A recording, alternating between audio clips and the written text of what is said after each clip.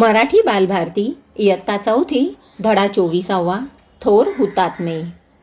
लाहोरचा प्रचंड तुरुंग. सर्वत्र गंभीर भयसूचक वातावरण. सशस्त्र सैनिकांचा कडेकोट बंदोबस्त. थोड्याच वेळानंतर फासावर चढवले जाणार असलेले 3 तरुण क्रांतीवीर इन्किलाब जिंदाबादच्या घोषणा देत निघाले होते. सकाळपासून बाहेर मोठा जमाव जमला होता. साक्षात मृत्यूसमोर उभा असताना क्रांतीचा जय जयकार करणारे कोण होते ते निर्भय तरुण?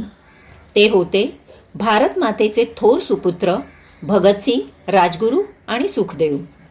सन 1928 साली लाहोर येथे सायमन कमिशनच्या विरोधात जी उग्र निदर्शने झाली त्यात ब्रिटिश अधिकारी स्कॉटच्या आदेशावरून पोलिसांनी तुफान लाठीमार केला. त्यात थोर पंजाबी नेते लाला लजपत राय हे जबर जखमी झाले व त्यातच 17 नोव्हेंबर 1928 रोजी मरण पावले. सारा देश हळहळला. या हत्येचा बदला घेण्याचा निर्धार करून ब्रिटिश अधिकारी स्कॉटला ठार मारण्याची कामगिरी चंद्रशेखर आझाद, राजगुरू, भगतसिंग व जयगोपाल यांच्यावर सोपवण्यात आली. 17 डिसेंबर 1928 रोजी लाहोर येथे पोलीस कचेरीतून इंग्रज अधिकारी बाहेर पडला तसा त्याचा पाठलाग करून राजगुरूंनी गोळ्या झाडल्या. पाठोपाठ भगतसिंगांनीही गोळ्या झाडल्या. मारला गेलेला ब्रिटिश अधिकारी स्कॉट नसून त्याचा सहाय्यक सॉन्डर्स होता. हत्येच्या या घटनेनंतर चंद्रशेखर आझाद व राजगुरू 2 वर्षांपर्यंत भूमिगत होते. भगतसिंगांसह अनेक क्रांतिकारकांना अटक करण्यात येऊन त्या सर्वांवर खुनाचा खटला भरण्यात आला. तो कित्येक दिवस चालला. चंद्रशेखर आझाद मात्र शेवटपर्यंत पोलिसांच्या हाती लागले नाहीत. पुढे अलाहाबादच्या आल्फ्रेड पार्कमध्ये पोलिसांच्या चकमकीत ते ठार झाले. दिनांक 30 सप्टेंबर 1929 रोजी राजगुरूंना पुण्यात अटक झाली. खटल्याच्या अखेरीस भगतसिंग, राजगुरू व सुखदेव यांना फाशीची शिक्षा सुनावण्यात आली. इन्किलाब जिंदाबाद, इन्किलाब जिंदाबाद अशी घोषणा देत तिन्ही क्रांतिकारक हसत हसत फासावर चढले. दिनांक 23 मार्च 1931 रोजी भगतसिंग, राजगुरू व सुखदेव यांना लाहोर तुरुंगात सायंकाळी 7:33 फाशी देण्यात आली. भगतसिंग, राजगुरू आणि सुखदेव यांचा अंत्यविधी फिरोजपूरजवळ पंजाब सतलज नदीच्या काठी त्याच रात्री करण्यात आला. फिरोजपूर, पंजाब येथे भगतसिंग, सुखदेव आणि राजगुरू यांची समाधी आहे. सरदार भगतसिंगचा जन्म पंजाबातील बंग, सध्या हे गाव पाकिस्तानात आहे. या गावी सन 1907 साली एका क्रांतिकारी कुटुंबात झाला. वडील किशन सिंग व चुलते स्वर्णसिंग दोघांनाही देशासाठी तुरुंगात जावे लागले असल्याने भगतसिंगांना देशभक्तीचे बाळकडू कुटुंबातूनच मिळाले होते. त्यांचे प्रारंभीचे शिक्षण बंग या जन्मगावी झाले. उच्च शिक्षण लाहोर येथे दयानंद अँग्लो वेदिक महाविद्यालय व नॅशनल कॉलेज येथे झाले. विद्यार्थी दशेत जयचंद विद्यालंकार व भाई परमानंद या शिक्षकांचा त्यांच्यावर विशेष प्रभाव होता. पदवी मिळवून ते घरी परतले. कानपूरला जाऊन प्रताप वृत्तपत्रात त्यांनी बलवंत सिंग या नावाने क्रांतिकारी लेखन व कार्यही सुरू केले. पोलिसांना त्यांच्या गुप्त हालचालींचा सुगावा लागताच कानपूर सोडून भगतसिंगांनी दिल्ली गाठली. लाहोरप्रमाणे दिल्ली हे देखील भारतीयांच्या असंतोषाचे दुसरे केंद्र झालेले होते. दिल्लीच्या अर्जुन साप्ताहिकात बलवंत सिंग याच नावाने ते काम करू लागले.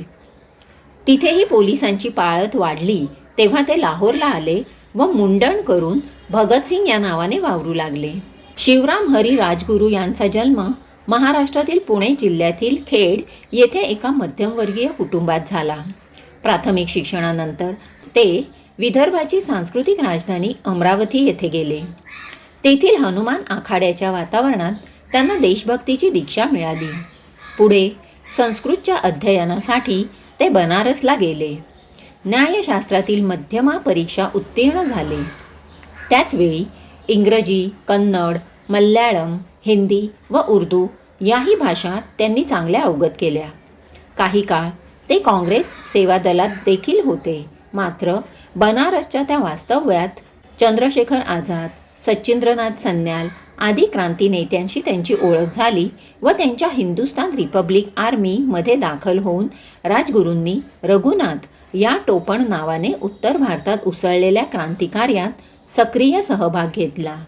त्याच सुमारास त्यांची भगतसिंग, जतीनदास, सुखदेव आदी पंजाबी क्रांती नेत्यांशी मैत्री झाली. सुखदेव यांचे संपूर्ण नाव सुखदेव रामलाल थापर, आईचे नाव शल्ली देवी असे होते.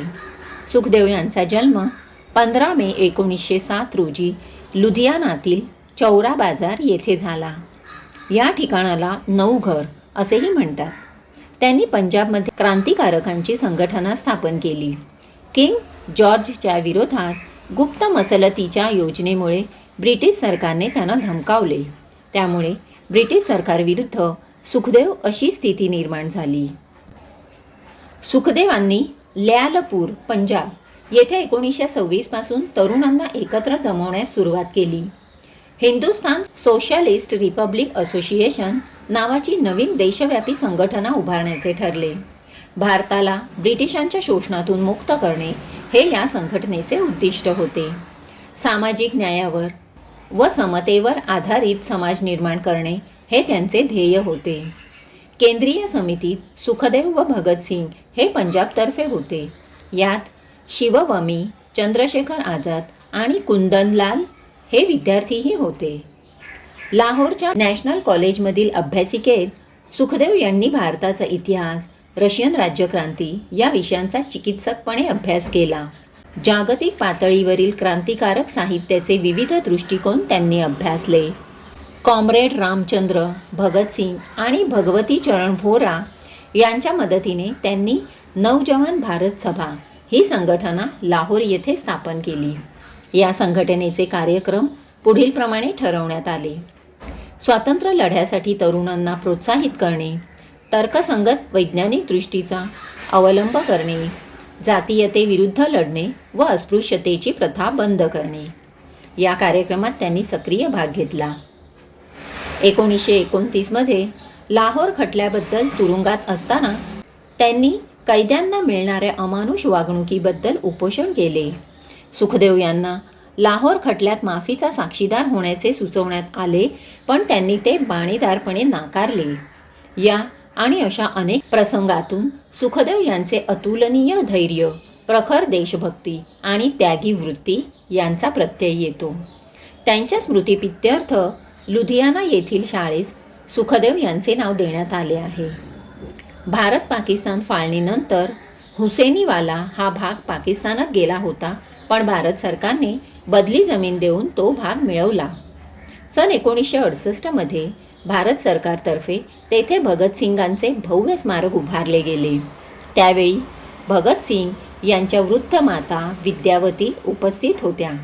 हुतात्मा शिवराम हरी राजगुरू यांच्या स्मरणार्थ खेड या त्यांच्या जन्मगावाचे नामांतर राजगुरुनगर असे करण्यात आले आहे. जन्मस्थळी त्यांचे स्मारकही आहे.